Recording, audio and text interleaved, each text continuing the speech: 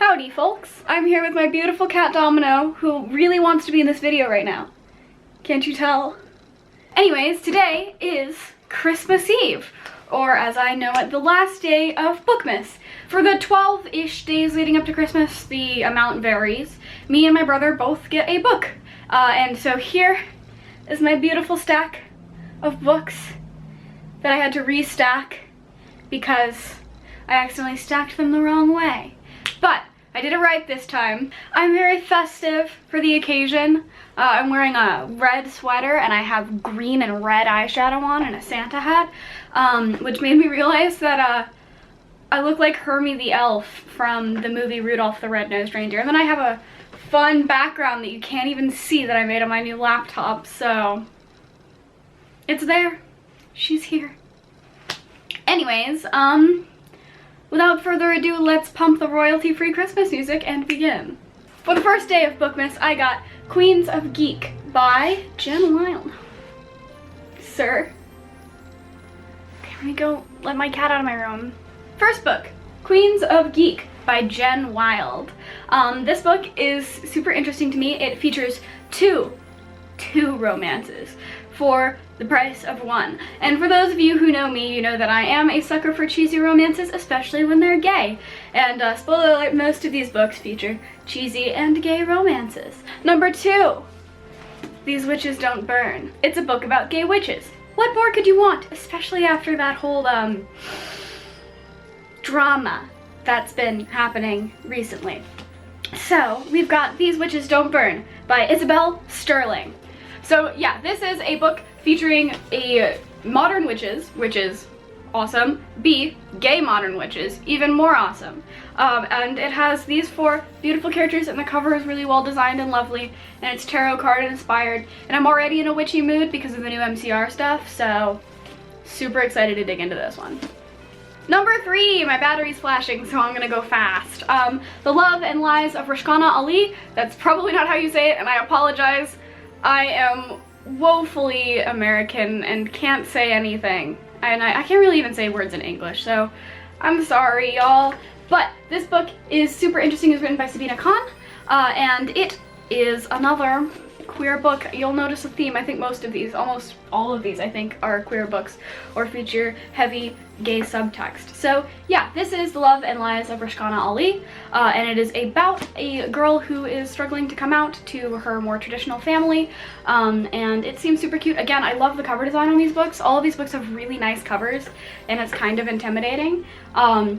And it has this beautiful art, and it is a really cute little story from what I've heard. I haven't actually read it yet, about finding yourself and being able to accept who you are in a more traditional environment. And I'm super excited to read it. And the writing style, I've taken a peek at this one. The writing style is really nice, and so I'm super excited to dig in. Number 4, The Picture or Portrait of Dorian Gray. This is interesting. So this is labeled The Picture of Dorian Gray, and it's a really fancy, it's a really nice cover of the book. That's sort of a Penguin Classics vibe, and I'm obsessed with Penguin Classics, so I'm very excited about this one. But I've also seen it referred to as a portrait of Dorian Gray, so I don't know what's up with that. Maybe one of y'all knows what's up with that, and you can tell me down in the comments below. But again, if you know me, you know that I'm always down for Oscar Wilde. I love Oscar Wilde. I'm in love with Oscar Wilde, despite the fact that we're both gay. I'm very in love with Oscar Wilde. I love Oscar Wilde. I love everything about Oscar Wilde, and so I'm very excited to read The Portrait of Dorian Gray, which is arguably one of his most famous books. And yeah, I'm a big fan of Oscar Wilde without really ever have reading any of his books, but he was an icon. What can I say? 5 is, I don't know how I already forgot what number we're on. The Rainbow Boys by Alex Sanchez.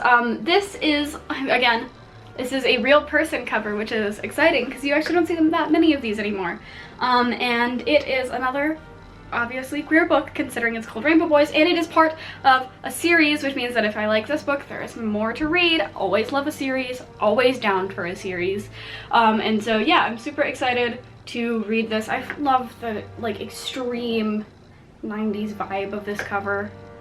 I love it. It's great. I'm very excited to dig into this. And again, I took a peek at the writing style and it seems really neat. And it has multiple perspective characters, which is, I love having multiple perspective characters. Some people find it overwhelming. No, give me like 13 perspective characters. I'm very down. Oh, and like look at the way that the chapters start with the perspective characters. It's really cute. Look at that. One of their names is bolded. That's so cute. I love it. I apologize that the camera angle just changed completely. My battery died. And so, what can you do? Number six. The Body by Stephen King. I'm super excited to read this one because I have actually almost always had Stephen King books on my shelf. One of my first bookmasses, I think it was probably my second bookmas, but I could be wrong. I was like 8 years old and my dad got me Night Shift by Stephen King, which I tried to read when I was 8 years old and couldn't, and so I've never actually finished Night Shift, but I need to. And then recently I was out of town and I only had one book, which I had to... Recently I was out of town and I only had one book, which I had to borrow from a friend, and that was Carrie by Stephen King, and I loved it. I watched the movie recently too, and I loved it as well. It was just a super good movie, and so I had a great time reading it. I mean, well, great time maybe isn't the proper way to describe it, but I enjoyed it, and I thought it was really interesting and well written, and so I'm super excited to dig into another Stephen King book. This is also the one that the movie Stand By Me is based off of, which is a movie that according to my dad I need to watch, and I saw about 15 seconds of in a hotel room. My cat is currently jumping in a drawer in my bed and it's very cute. I'm gonna see if I can turn the camera around to show you before he stops.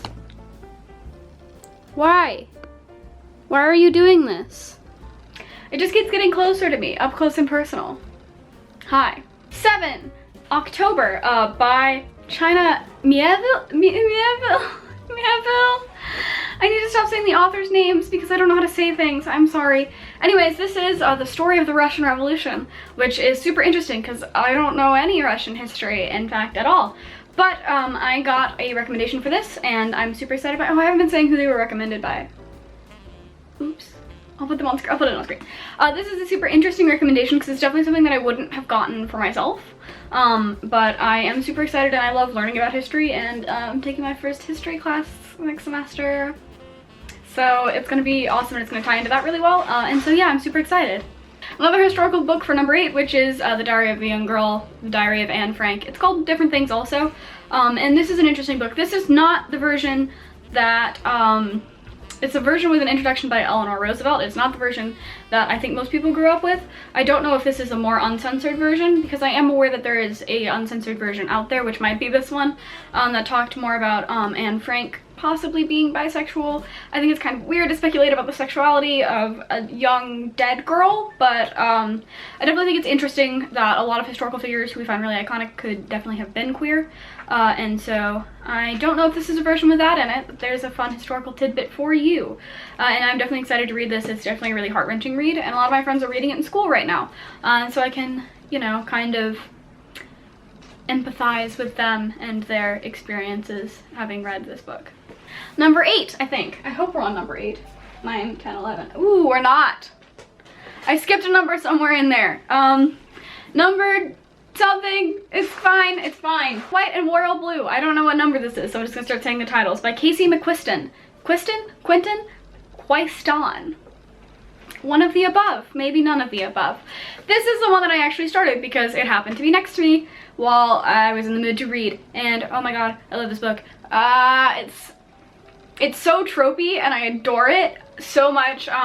It's about two princes. Well, not really. It's about a prince who's the Prince of England and the son of the president, who is basically a prince in my eyes. And then they hate each other and then they fall in love, and that's epic. And they have to keep their relationship a secret.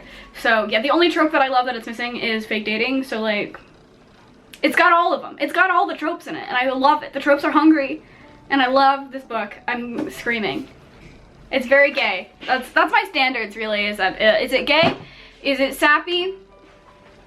I'm down. I don't have that high standards for books, but I love this book. I love the writing style, and it's super personal, and I can relate to it a lot.